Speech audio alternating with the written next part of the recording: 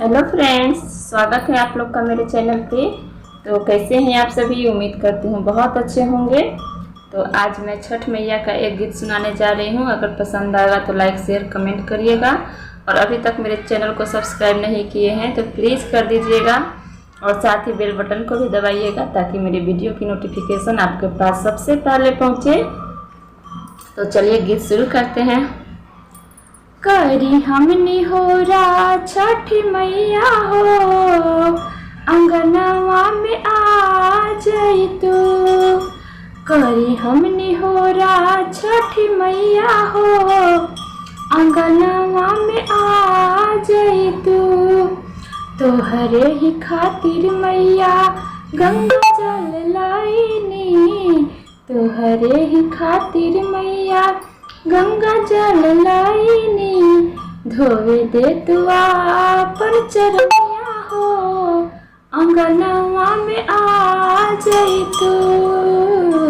धोवे दे तू अपनी चरनिया हो, अंगनवा में आ जाई तू।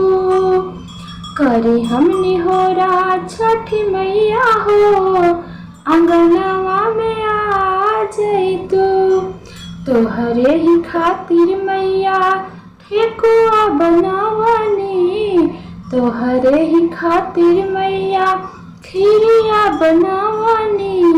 कइले तू आपन भोजनवा हो, अंगनवा में आ जाई तू।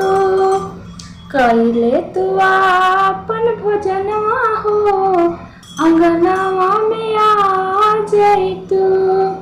करी हमनी होरा छठी मैया हो, अंगनवा में आ जाई तू।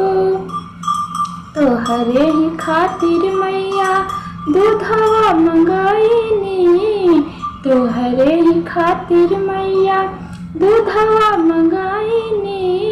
ले तू अपनी अर्घवा हो, अंगनवा में आ जाई तू। ले तू अपनी अर्घवा हो, अंगनवा में आ जाई तू। करी हमनी होरा छठी मैया हो, अंगनवा में आ